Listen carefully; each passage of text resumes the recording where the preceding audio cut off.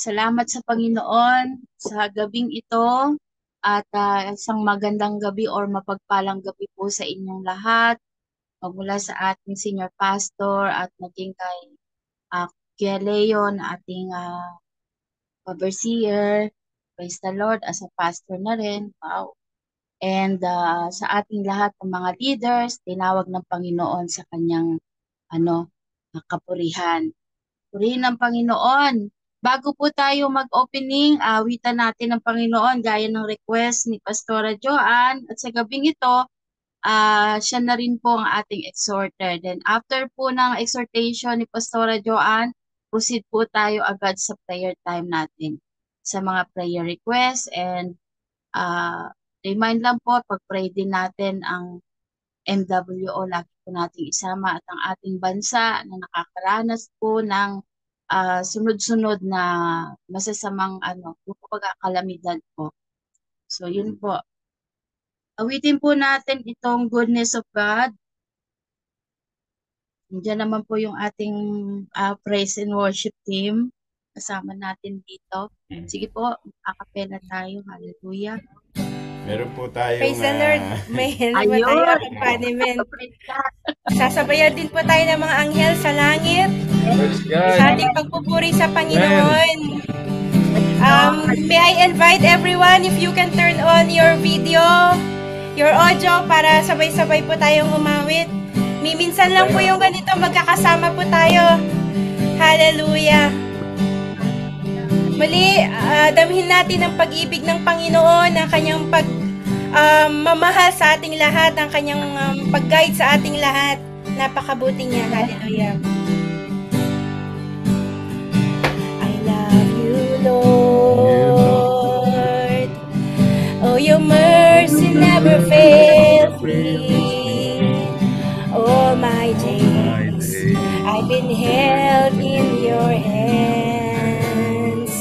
From the moment that I wake up until I lay my head, oh, I will sing of the goodness of God. All my life, Lord, and all my life you have been faithful.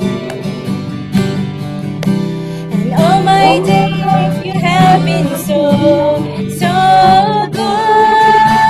With every breath that I am able, oh, I will sing of the goodness. Do we love the Lord's voice? I love your voice. I love your voice. You have led me through the fire in darkest night. You are close like no other. I've known you as a father, known you as a father. I've known you as a friend, and I have lived in the goodness of God. All my life, Lord, hallelujah. All my life you have been faithful, and all my life you have been so good. With every breath that I am able, oh, I will sing of the goodness of God. All my life, and all my life you have been faithful. 12 years, Lord, hallelujah. And all my life you have been so good. With every breath that I am able, oh, I will sing of the goodness. Look behind you, God's goodness is running after us. Your goodness is running after, it's running after me. Your goodness is running after, it's running after me. With my life laid down, I surrender now. I give you everything. Your goodness is running after, it's running after. Let's declare God's goodness. Your goodness running after, it's running after me. Your goodness is running after, it's running after me. With my life laid down, I surrender now. I give you everything. Your goodness is running after, it's running after me all my life. All my life you have been faithful. All my life you have been so good. With every breath that I am able, I will sing of the goodness of God. Your goodness is running after, it's running after me. Your goodness is running after, it's running after me.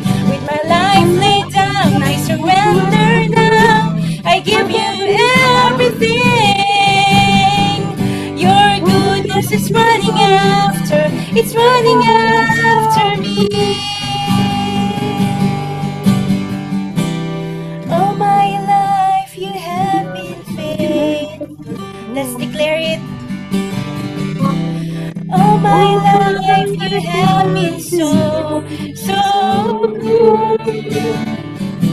With every breath that I am able, I will sing of the goodness of God. All my life you have been faithful. And all my life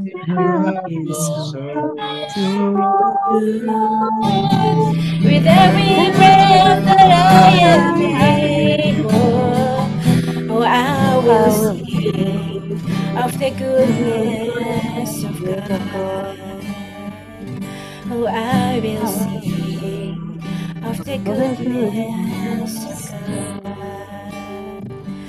I will sing of the goodness of God. Hallelujah, Lord. Napakabuti mo sa amin, Panginoon. Sadyang napakabuti mo, aming Diyos Ama. Salamat, Panginoon, for the 12 years, Lord, that you have given JRK, Lord. Lord, we're praying, oh God, na dagdagan niyo pa po ito, Lord, more fruitful years, Panginoon. At ang inyong mga abang lingkod, Panginoon, na patuloy niyo pong gamitin, Lord. Sa amang lupalop sa buong mundo kami dalhin, Panginoon. Patuloy po namin itataas ang iyong pangalan namin, Panginoong Jesus. Naniniwala po kami, Panginoon, na hindi niyo po kami iiwan, hindi niyo po kami pababayaan. Dahil yan po ang inyong pangako, Panginoon, nung sinabi niyo po, Panginoon, na inyong utos, Panginoon. Lord, your commandment, O God, for the Great Commission, Lord. Lord, it's hard, O God. Mahirap, Panginoon. Masakit, Panginoon. Because it means, Lord, that we have to carry our own cross, O Lord. As well, Lord, we have to carry not just our burdens, but the burdens of our brothers and sisters, Lord.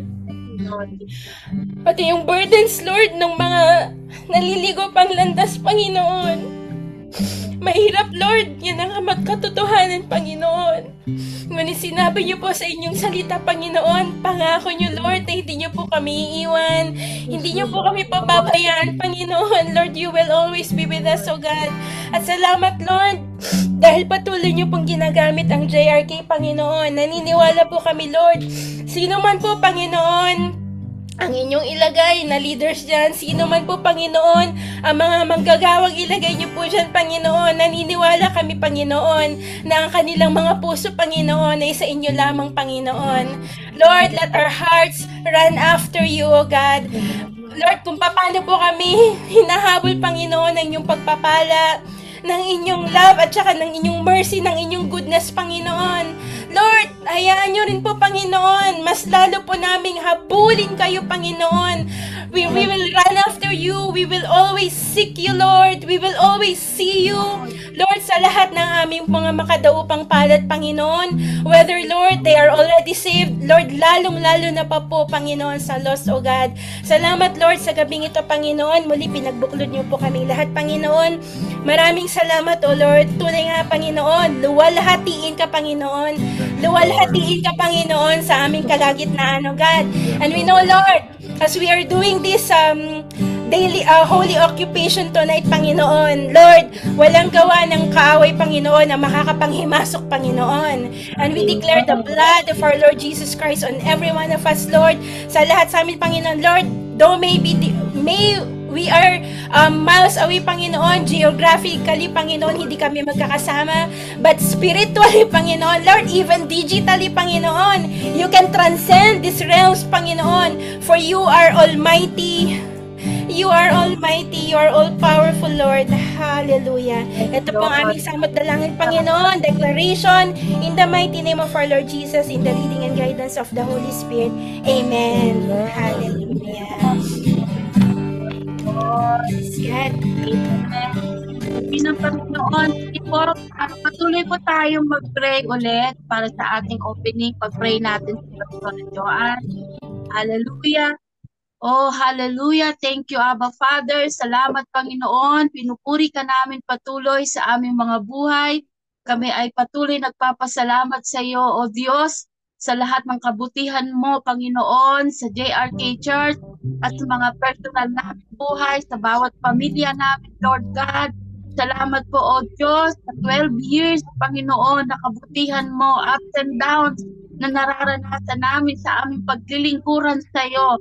But Lord, patuloy, pinaparanas mo sa amin kung gaano kakabuti, kung gaano kakatapat sa buhay, Panginoon, ng aming mga kapatid, ng JRK Church, Lord, mula nung unang taon hanggang sa taong ito at sa mga darating pa na taon na aming kakaharapin, Lord. Naniniwala kami, gaya ng mga salita at pangako mo, Lord, sa bawat taon, sa bawat araw ng buhay namin, Panginoon, nandoon ang kabutihan mo, bawat minuto, Panginoon, bawat araw, bawat oras, Lord. Mabuti kang Diyos at tapat ka sa bawat isa sa amin. Ama, inihiling po namin sa gabing ito, bago po ang lahat, patuloy niyo po kaming patawarin sa aming mga sala, pagkukulang, aming mga aksyon, na hindi nagbigay kaluguran sa iyong banal na harapan. Linisin mo po kami, hugasan mo kami muli, Lord God, ng iyong banal na dugo, O Diyos. At hayaan mo po, Lord, patuloy namin maranasan ang presensya mo, Panginoon, yung paay ng Holy Spirit. Patuloy niyo pong ibuhos sa amin, Panginoon. At sa gabing ito, hinihiling po namin sa iyong makapangyarihang pangalan. Gabayan mo po ang aming pastora, Panginoon, sa kanyang paghayag ng iyong salita. Gamitin mo po siya ng buong inam ayon sa iyong kalooban, Panginoon. At dalangin din po namin kaming mga makakarinig ng iyong salita ay patuloy na mapalakas ng iyong salita at patuloy, Panginoon, na magkaroon kami ng mas malalim pang pangunawa sa iyong mga salita at sa ganun din po, may apply namin ito sa aming mga buhay, Panginoon, at makita rin po sa amin, Panginoon, ang salita mo na aming pinapahayag, Panginoon. Salamat po, dalangin din po namin sa aming mga iba pang kapatiran na hindi man namin nakakasama ng regular sa gawain ng panalangin. Amin pong hinihiling na kayo po ang magbigay sa kanila ng favor, na one day, Lord, makakasama namin sila at mag-commit din po sila sa gawain ng panalangin. Salamat po, O Diyos, ibinabalik na namin sa iyo ang pinakamataas na papuri, pagsamba at pagdakila sa iyong makapangyarihang pangalan, sa pangalan ni Jesus, kaisa ng iyong banal na Espiritu. Amen. Amen. Hallelujah. Uli ng Panginoon, ngayon po ay bibigay ko na po, yes po, uli ng Panginoon. Ngayon po ay binibigay ko na po ang oras para kay Pastora Joanne. Amen. Palakpakan natin yung Panginoon kahit saan na tayo platform na ganito. Amen. Praise God. Praise God po. Una-una po sa lahat, pagpalain po ang lahat Salamat sa pagkakataon po, Sister Helen, at nai-assign niyo pong muli. Kahit medyo nagka-problema po sa schedule, salamat po kasi you are very understanding na ma-manage po ng maigi ang schedules po nating sa IP exhortation po. Maraming salamat po sa inyo pong mga kapatid kasi patuloy niyo pong you're really making it a commitment, making it a part of your life na dumalo po sa IP every Saturday at alam ko po na ang Panginoon na po mismo ang magbigay ng pagpapala po sa inyo kasi this is also one way of not just showing our love to the Lord but also showing our love to our brethren. Hallelujah. So ngayong gabing ito po, isa pong kagalakan para sa akin, isa pong privilege, isa pong pagpapala din po sa akin na makapag-share po ng salita ng Diyos. Nagba-background ano po si Pastor Alvin para ma-feel daw po natin. Background music. Background music, amen. Praise God. Ang teksto po natin ngayong gabi ay nagmula po sa isa sa mga major prophets po sa Bible. Ako po personally na-amaze po ako sa buhay ng mga propeta. Kasi makikita dun yung ministry nila hindi basta-basta. Kadalasan po sila po yung first in line sa mga napapersecute, sila yung mga pinapapatay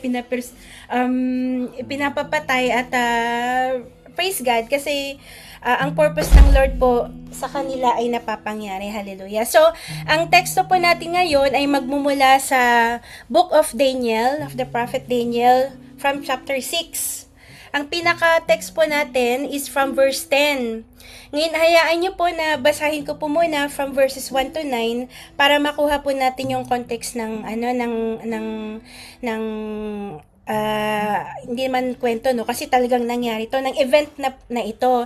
And I believe some of you, or most of you, kung hindi po lahat sa inyo, I believe lahat po yata sa inyo na nakasama namin ngayon. Alam nyo na po ang kwento ni Daniel. Very, very popular siya, kahit sa mga bata dahil sa Lions Den, no?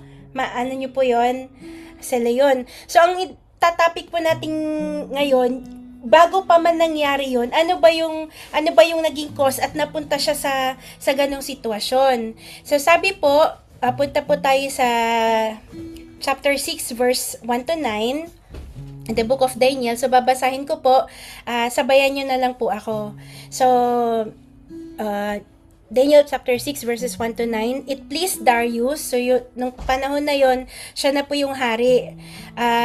Before that, bago pa po pala tayo makapunta dyan, si Daniel po along with the three others, si Hananiah, si Mishael at saka si Azariah, kinuha po ni King Nebuchadnezzar para maging captive sa kanyang kingdom. Ngayon, lumipas ang panahon, ito na po yung panahon ni Darius. So, sa panahon pa lang ni King Nebuchadnezzar, si Daniel po na binigyan nila ng pangalang Belteshazzar at yung kilalang po natin, yung tatlo na minention ko kanina, napalitan din po ng pangalan, si Shadrach, si Meshach, at saka si Abednego. Yung tatlo, popular na tatlo na ginawang fried chicken pero hindi po nagtagumpay ang kalaban. So, ngayon, pupunta naman po tayo kay Daniel. Sabi sa verse 1, it pleased Darius to appoint 120 satraps. So, research ko po, ang ibig pong sabihan ng satraps, sila po yung mga provincial rulers or yung local ruler. So, ang ginawa po niya kasi, dinibay niya yung kanyang kingdom, nag-assign siya ng mga rulers per locality. So, these 120 satraps, he assigned to rule throughout the kingdom. Tapos, yung 120 satraps na ito, meron silang 3 administrators over them. At isa doon ay si Daniel. Si Daniel na isang Israelita, he became one of the administrators over these 120 satraps or provincial rulers. The satraps were made accountable to them, yung tatlo po na si Daniel plus dalawang kasama niya so that the king might not suffer loss. So ibig sabihin for economic, for purposes, and at the same time syempre para manage ng maigi yung kaharian. Now Daniel so distinguished himself among the administrators and the satraps by his exceptional qualities that the king exceptional qualities that the king planned to set over the whole kingdom. So makikita po natin si Daniel kung pro-mill kid siya. Isa siya sa mga top cream of the crop. Yan ang nangyari sa kanya. At this, yung dalawang administrators at saka yung mga satraps who are actually under him, they tried to find grounds for charges against Daniel in his conduct of government affairs. Pero wala silang makita kasi ganun nga po siya kagaling. Ngayon malalaman natin kung bakit. They could find no corruption in him because he was trustworthy and neither corrupt nor negligent. So wala talagang maipintas sa kanya. So sabi ko nga, ito mga satraps na to, satrap lang umaasa, no? Mga satraps lang sila umaasa, naghanap sila ng pwede nilang itrap kay Daniel. Sabi nila, finally, these men, we will never find any basis for charges against this man Daniel. Unless it has something to do with the law of his God. So, anong ginawa nila? Ang gagamitin nila na panghuli sa kanya, kung paano siya mag-obey sa kautusan ng Diyos. Yun, nakita nila na yun yung gagamitin na lang weakness sa kanya. Akala nila weakness niya yun, pero ang katotohanan lalabas na yun pa yung kanyang strength talaga. So these administrators and satraps went as a group to the king and said, "May King Darius live forever." The royal administrators, prefects, satraps, advisors, and governors have all agreed that the king should issue an edict and enforce the decree that anyone who prays to any god or human being, imagine, no? Any god or human being daw. During the next 30 days, kasi yung human being actually gusto nilang i-qualify yung kanilang hari, no? During the next 30 days, except to you, your majesty, sabi nila, shall be thrown into the lion's den. So, magiging pagkain daw ng leon. Now, your majesty, issue the decree and put it in writing so that it cannot be altered, in accordance with the law of the Medes and the Persians, which cannot be repealed. So, King Darius put the decree in writing. Si King Darius naman, syempre, humaba yung hair niya, gusto niyang mapangyari yun kasi siya lang yung i-worship. Ngayon, ito na po yung pinaka-home text natin, yung verse 10. Sabi dito, now, when Daniel learned that the decree had been published, he went home to his upstairs room where the windows opened toward Jerusalem. 3 times a day, he got down on his knees and prayed, giving thanks to his God just as he had done before. So, ito po yung naging reaction ni Daniel nung nalaman niya yung black balak against sa kanya. He went home to his upstairs room. Ano po yung ginawa niya? Ang window, hinayaan niya na nakabukas. Humarap siya doon, nanalangin siya toward Jerusalem. At 3 araw, siya po'y nagpanikluhod. Siya'y nanalangin, nagpasalamat sa Panginoon. Sabi dito, keyword, just as he had done before.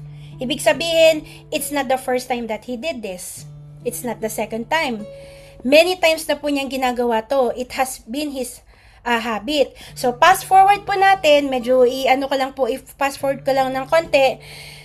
Nakita ito ng kanyang mga kalaban at nagsumbong sila sa hari. And verse 16, sabi po doon, so the king gave the order, they brought Daniel and threw him into the lion's den. The king said to Daniel, may your God, whom you serve continually, rescue you. Yun pa yung sinabi nung King Darius kay Daniel. So, kung i-summarize po natin yung nangyari kay Daniel, sabi nga po kanina, Daniel was one of the most outstanding administrators. Sa tatlo sila, siya yung top 1. Kumbaga, siya yung valedictorian. Kung ano, siya yung employee of the week or of the month parate. Because of Daniel's exceptional qualities, nabasa natin kanina, binalak pa ng hari na bigyan siya ng mataas na posisyon to give him rule over all the kingdom. So, syempre, hindi nagustuhan yun ng kalaban. Ang kalaban, di ba, alangan naman maging pabor yan sa atin, maging pabor kay Daniel. Syempre, hindi. But because of God's goodness, ito pa yung sinasabi ko kanina, bakit kumbaga siya yung the best, kahit in comparison to the other two administrators. Kasi nandun po yung goodness ng Panginoon sa kanya. 'Di ba? Inawit natin kanina. Daniel at this point in time is already 80 years old. Sino po ang 80 na sa atin? Merong 80 na po ba sa atin? Ako, ilang taon na ba ako? 2024 ngayon, no? 44 years old, pero I have to admit, hindi na kasing sharp dati yung memory ko, hindi ko na kayang mag-multitasking. Yan nga po yung sinasabi ko sa aking mga anak, hindi ko na kaya yan, anak, wag yung pagsabay-sabayin. Pero si Daniel, because of, hindi ko naman sinasabing hindi, yung goodness ng Lord wala sa akin pero kung babasahin po kasi natin ang history ni Daniel, maganda rin kasi yung diet niya kaya may Daniel diet. Tingin ko doon ako pumalpak. So anyway, because of God's goodness to Daniel, he became sharp, tsaka yung abilities niya strong pa rin. So wala talagang walang makitang way or walang makitang butas yung kalaban niya sa kanya. So hinanapan nila siya at ang nakita nila, alam namin na everyday nananalangin to sa Diyos niya. Alam namin na humaharap to sa Jerusalem at naninikluhod siya. Alam namin na nagdadasal siya sa Diyos niya. Doon natin siya huhuliin. Yun yung sinabi sa kanya. So, nag-drive sa kanila, yung selfish desire nila, yung jealousy nila. So, ano yung makukuha natin dito? Take note muna yung ginawa po ni Daniel na hinayaan niyang bukas yung pintuan niya, hindi naman sa finoflaunt niya or if-flex niya, tama bang gamitin yung word na yon? Hindi naman sa pinagyayabang niya yung kanyang faith or yung he wants to bring attention to himself. Yun nga lang, kasi naging habit na niya yun eh. 'Di ba? Whatever you do becomes a habit and your habit becomes you. It defined him. Yun na yung naging siya talaga. Kaya wala sa isip niya na itago to or hindi lang yung pinto ay yung bintana nakabukas, kundi pati yung pintuan. Hindi yun ang ginawa niya. And natutuwa ako dito kasi yung ginawa ni Daniel na humarap siya sa Jerusalem, sa direction ng Jerusalem habang nananalangin, it brings us to the time when King Solomon dedicated the temple nung ito po'y napagawa na. Mamaya daanan po natin yan. So, sa kwento ni Daniel, dito lamang po tayo mag-concentrate sa Daniel 6, chapters 1 to 10 muna. Yung mga susunod kasi, yun na yung naging result ng mga verses na ito. So, sa kwento po ni Daniel, gagamitin ko po yung speak, sins to confess, promise of God, actions to take, examples to follow, knowledge about God, syempre application. Then let's go to prayer. Pero ang ipupunto ko lang po ngayong gabing ito, yung sins to confess, examples to follow, knowledge about God, kasi yung promise of God, isasama ko na po siya sa knowledge about God. Okay? So unang-una sa lahat, sa kwento ni Daniel, may makikita tayo na two possible kasalanan, potential sin na maaaring mangyari, maybe to us, to me, to anyone, lalo na po sa isang mananampalataya. So the sin that one might commit is neglecting or abandoning a faithful relationship with God due to fear or pressure. Dumating po ba sa panahon na dahil sa takot, na dahil sa pressure, na-abandon or hindi na po natin ginawa or na-neglect na po natin yung mga talagang dating ginagawa natin as our way of defining or refining our relationship with God? Nangyari na po ba yung ganon? Meron akong naalalang isang kwento, yung umaattend na po siya, yung wife, umaattend ng gawain, sinabihan siya ng kanyang husband, wag kang umattend. Tapos, at point, at gunpoint. Hindi siya natakot. Umattend pa rin siya. Yung husband niya, hindi naman nagapit yung, kalabit yung gatilyo. So, are there times in our life na because of fear, because of pressure, no, nako-compromise po natin, napapabayaan natin, or nagiging neglectful po ba tayo dun sa mga dati nating ginagawa as our refining our relationship with God? Kayo po yung makakasagot doon. Daniel's commitment to praying 3 times a day was an expression of his devotion and love to God. Even when threatened, ano po yung sinabi kanina? Nung nalaman niya na nakalimbag na yung kautusan na yon, ang ginawa niya, umuwi siya, nanalangin pa rin siya. Kahit alam niya na kapag nakita siya, bukas yung pintana kapag nakita siya, maaring ganun ang mangyari sa kanya. Itinuloy pa rin niya, hindi siya nagpadala sa takot, hindi siya nagpadala sa pressure. Another potential sin na po pwedeng mangyari is we compromise our faith or disobey God's command para to avoid conflict or danger. So, parang in connection din po siya dun sa una, no? Pero talagang hindi na natin ginagawa para hindi tayo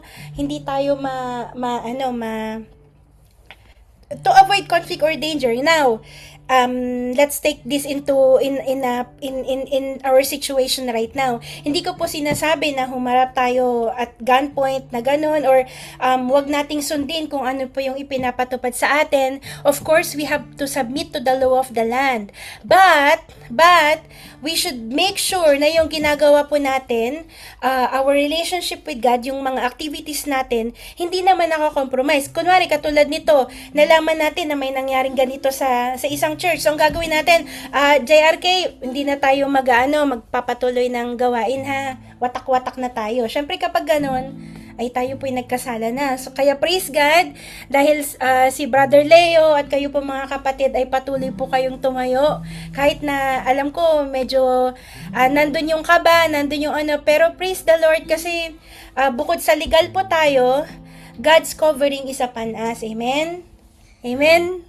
Amen. So, actions to take, dito po sa binasa natin, hallelujah. Sa binasa po natin sa verse 10, wala naman pong sinasabi sa atin directly na kailangan natin gawin, pero may mahuhugot po tayong applications doon. Mamaya, alamin po natin yon. So, an example to follow, syempre, ang ating hero, si Daniel. His unconditional loyalty to God and His Word is a good example for us to follow as followers of Christ today. Magandang example po yung kanyang ginawa to stand firm in His faith despite opposition. Kasi alam niyo ang kalaban, no? Sabi ko nga, may unity din pala sa kalaban. Pero actually, yung kalaban na yan, they're just united to bring you down. Pero darating yung panahon na sila din, sila magkakagatan, no? Hindi rin sila makakastand against us kasi nandyan po ang paggabay ng Panginoon sa atin. Lalo na po kung mananampalataya, lalong-lalo na kung mananampalataya na nananalangin. Sabi nga, di ba, a prayerful Christian is a powerful Christian. Nabasa ko naman, wag mong tawaging Christian ang sarili mo kung hindi ka nananalangin. Tama ba? Tama ba? No? So we have to follow Daniel's example. So what does his story tell us about God? And what does the story of Daniel tell us about God's promise?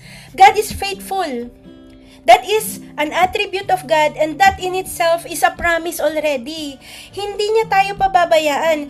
He will honor those who honor Him at all times in everything. No compromise. God is faithful. He will honor those who honor Him in everything at all times. Hindi partial. Hindi at this point lang, at some point hindi. Dapat parate. God is faithful to us So tayo naman, we should also demonstrate integrity. God is faithful in every way, in all possible way. Nandun yung integrity niya, nandun yung integridad niya bilang Diyos. Ganon din tayo dapat mga kapatid. Kahit na may opposition, kahit na may banta ng kaaway, kahit may banta ng kalaban, kahit may mga marites, kahit ilan po sila sa likod natin, it doesn't matter. Our integrity has to be intact. Kasi tingnan natin si Daniel, because his integrity is intact, walang makitang butas sa kanya. Walang makitang butas sa kanya sa trabaho. Hindi masasabi si Daniel late. Si Daniel hindi tinapos yung report na hinihingi ni King. Si Daniel pinapabayaan niya yung lugar na ito. Wala silang masabing ganun kasi hindi siya negligent. Walang corrupt sa kanya kasi yung integrity niya intact. Kasi yung habit niya naka-angkla sa kanyang pananalangin. So malapit na po tayong matapos. So what applications can we get from Daniel's story? So unang-una sa lahat, we have to set consistent prayer times. Alam ko mahirap makahanap ng prayer time. Mahirap makahanap ng consistent. Ako matatawag ko po sa prayer time ko dynamic. You could either set a consistent prayer time. Para sa akin, set a dynamic prayer time. Dynamic sa case ko, case-to-case basis yan for me ha. Kasi hindi ako magiging paraseikal pagdating dyan. Ayoko maging pariseo. Kasi sa akin, ang applicable dynamic, ibig sabihin, pag hindi ako busy sa mga bata, tulog sila, ang sarap nilang matulog. Di gagamitin ko yung time na yun. Anong oras? Define kung anong oras sila tulog pa. Yun ang gagamitin ko. Kaya masasabi kong dynamic, nagiging consistent na siya. So like Daniel, make prayer a regular, intentional part of your daily routine. Hindi rin kinakailangan na katulad ni Daniel, 3 times kasi umuwi siya para gawin yon. Ngayon, maaaring kahit nasaan kayo, sabi ko nga madalas kong ini-encourage sa mga kapatid, kung totoong mananampalataya tayo, dapat yung worship life natin, lifestyle, dala-dala natin kahit saan tayo magpunta, kahit sa trabaho. Hindi natin yan pwedeng hubarin, tapos ibabalik ulit pagdating ng bahay or pagpasok ng church. You bring your worship wherever you are. And where worship goes, prayer goes as well. Magkano yan magkapatid yan prayer and worship. So unang-una po sa lahat, set a consistent or sa case ko, dynamic prayer time. Kayo na po yun. It's your dealing with the Lord. Number 2, pray openly and without fear. Ano pong ibig sabihin sa openly? Hindi ko po sinasabing pumunta kayo sa harapan ng bahay-panambahan ng ibang reliyon. Pero sinasabi ko dito, yung full abandon, yung walang iniisip na hadlang, physical or spiritual or anumang klaseng hadlang, dapat wala. So Daniel's open prayer, it was an act of trust to God. He was really trusting God. You pray without fear of others' opinion. Wag hayaan niyo sila. Sabi si PA ang habang manalangin, si sister ganito, bakit ganito yung panalangin niya? Wala, hindi man lang niya makot yung tamang verse. Hayaan niyo sila. 'Di ba kapag nakipag-usap kayo, kunwari ako nakipag-usap ako kay Pastor Aldrin, walang inhibition, sasabihin ko talaga kung ano yung gusto kong sabihin. Ganun din tayo sa Lord, sabihin natin kung ano, kasi alam naman niya kung ano nasa puso natin May tatago ba tayo sa Lord? Alam niya pag natatakot tayo, alam niya kung meron tayong kinikimkim. Ibigay po natin yan sa Panginoon kasi we know that He is faithful.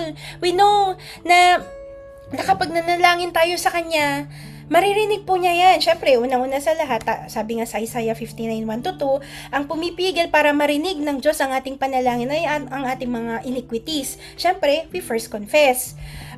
Ngayon, set consistent prayer times, pray openly and without fear. No? Walang judgment sa Lord, wala siyang condemnation sa panalangin natin. Itong bibigyan ko ng kasagutan kasi mahaba. Ito konti lang kasi 5 seconds lang yung prayer niya. May 5 seconds prayer ba? Hindi ko alam. Number 3, practice gratitude in prayer. Binasa po natin sa verse 10 kanina. Sabi, giving thanks. Nagpasalamat si Daniel sa Panginoon. So, let's practice gratitude in prayer. Sabi nga ni Sister Helen, maalala ko, no? Ano nga ba yun, Sister Helen? Yung hingi na lang ng hingi sa Lord, yung prayer request natin. May term po kayo, nakalimutan ko tuloy. Yung Hindi, merong yung si Sister Heather. imbis na Panginoon, pengi noon. Panginoon, ayan, praise God, oo. Wag pengi noon, wag nating gawin yung ganon. Dapat, hindi na lang hingi, di ba? We have to practice gratitude as well. Kasi kapag nagpapasalamat po tayo sa Panginoon, it's one way of glorifying Him. We're saying that, Lord, I am content with what you give. Lord, I am full. Lord, napaka-abundant ng blessing mo sa akin, Panginoon. Hindi ko sinasabi na wag kang humingi ng malaki kasi dyan, James 5:17, kahit ordinaryong tao pwedeng humingi ng napaka super sa Lord. Pero unang-una sa lahat, let us practice gratitude muna. So, una, set consistent prayer time. Number 2, pray openly. Number 3, practice gratitude and prayer. Number 4, seek courage and integrity. Ano po to? Tingnan natin si Daniel. Yung dedication niya, yung discipline niya sa kanyang consistent prayer life, naging habit na sa kanya yon na kahit naging threat sa punishment, pinakita pa rin niya na central sa kanyang buhay yung relationship niya sa Panginoon. Hindi niya hinayaan na ang fear ang fear ay maging trap para hindi siya makapanalangin. Instead, he chose to pray. So let's ask for strength to stand firm in our belief. Kasi alam niya na kapag siya ay nahuli, may kalalagyan siya. Hindi lang kangkungan, talagang ng mga lions din ang pupuntahan niya. Alam niya kung anong mangyari sa kanya. But he prayed so that the Lord can give him courage. He prayed every day para yung pagiging obedient niya sa Lord ay intact. Nandun yung integrity niya. So let's ask strength to stand firm in our beliefs. Sa lahat ng area ng ating buhay, wag tayong papapressure. And number 5, we pray toward a higher purpose. Ito yung sinasabi ko kanina. Si Daniel, nung nanalangin siya, humarap siya sa Jerusalem. No, hindi ko po sinasabing kailangan nating humarap sa Jerusalem. Ito po yung point doon. Ano yung purpose ng pagharap niya sa Jerusalem? Kung babalikan po natin sa 1 Kings chapter 8 verse 48, nandun po yung panalangin ni King Solomon nung dinedicate po yung temple. Ito, babasahin ko lang po saglit. Sabi ni King Solomon, "And if they turn back to you with all their heart and soul in the land of their enemies who took them captive." Nakita nyo yon? Sabi ni Solomon, "Lord, pag nanalangin sila sa inyo, they turn back to you with all their heart and with their soul, habang sila po, Panginoon, they are held captive in the land of their enemy." Sabi niya patungkol sa mga Israelita, pag dumating yung panahon that they are captive in the land of their enemies, and pray to you, Lord, toward the land, which is Jerusalem, the land that you gave their ancestors, Israel, toward the city you have chosen, and the temple I have built for your name. Yun yung temple na dinededicate at that time. Sabi niya, verse 49, "Then from heaven, your dwelling place, hear their prayer and their plea, and uphold their cause." Sobrang nabless ako dito kasi sabi ko, paano nalaman ni King Solomon na darating yung time na magiging captive ang Israel in a land na ng kalaban nila? So, prophetic pala yung prayer ni Solomon na yon. Two things I want to stress out. When we pray, there are times that God is going to give us wisdom. God is going to give us prophecies that we are going to utter, that we can pray about, and nagiging revelation, nagsaserve as edification ng church. Nagsaserve as edification ng bawat isa na, alam niyo, napaka-profound eh. Paano nalaman ni Solomon na mangyayari yung panahon na yun? He was in what at the time? He was in prayer. Tapos tingnan natin si Daniel. Who is Daniel? He has been used effectively, efficiently by God as a prophet. Paano pong nangyayari yun? Kasi during his prayer time, nakaka-receive siya ng prophecies, nakaka-receive siya ng revelation from God. Kaya naisulat niya, ang dami niyang naisulat na prophecies, kasama nga dyan yung end times. 'Di ba? Kaya yung when we pray, number 5, we pray toward a higher purpose. Hindi lamang yung purpose para may mapangyari dito sa kalupaan, hindi lamang para may physical na mangyari. Let's pray for finances, for food, for shelter and everything. But sabi nga sa salita ng Diyos, do not worry. Why don't we just pray for higher purposes? Why don't we pray for higher things? Why don't we pray for eternal things? Why don't we pray for yung mga bagay na makalangit talaga? Something na makakapag-advance ng kingdom ng Diyos. Kasi yung mga basic things, God already took care of them. God is already taking care of them. Kaya nga sabi niya, don't worry, di ba? So why don't we just pray for higher things? We pray toward a higher purpose. Amen? Andyan pa po ba kayo mga kapatid? Amen. Hindi po ako nagagalit ha. Let's pray for a higher Amen. purpose. Amen. And number six, ito na po yung huli. Commit to repentance and surrender. Ano yung ibig sabihin nito? We reflect on any habits or thoughts. Kasi ano yun magkasama dapat yun. Dapat in actions, in words, and in thoughts, i-check po natin ang ating sarili. We reflect, self-reflection. Self-check, are there any habits or thoughts na maaaring mag-distract sa atin in our relationship with God? So if there is anything, let's ask for forgiveness and guidance. I know there are some distractions, there are some things na hindi po na medyo mahirap talaga, kaya nga carry our cross daily But let's ask God's forgiveness and guidance kasi kung hindi naman po tayo talaga matutulungan ng Lord, wala po talaga mangyayari.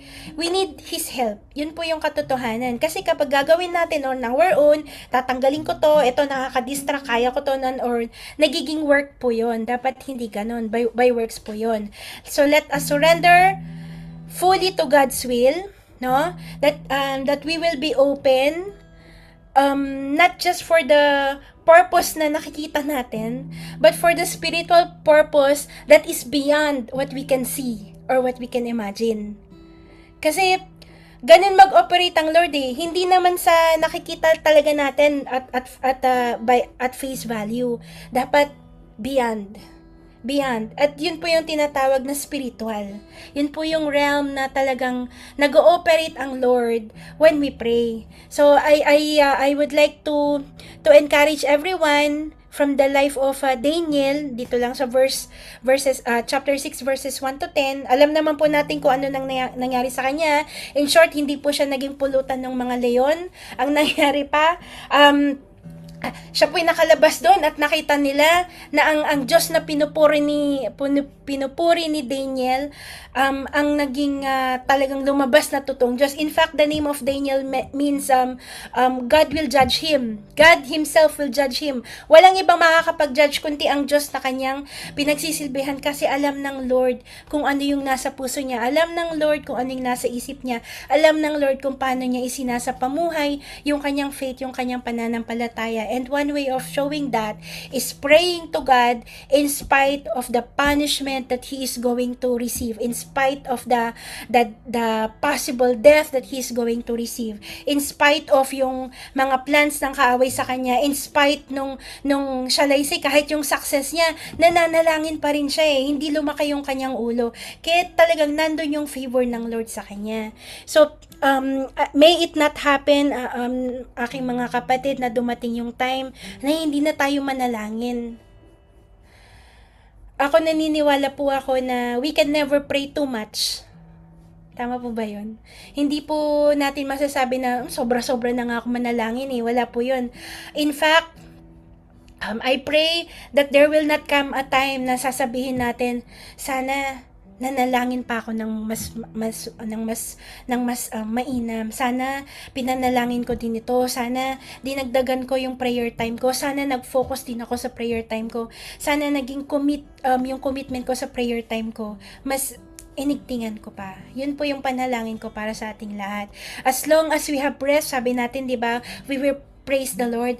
How about this? As long as we have breath, we will also pray to the Lord. Amen? Hallelujah. Yun lamang po, aking mga kapatid, ang maishashare ko ngayong gabing ito. And I pray that really, let's cultivate through the Holy Spirit yung prayer habit ni Daniel. Amen po. Amen. Amen. Praise the Lord. Medyo mahaba pero butod tayo Opo. sa salita ng Panginoon. Amen.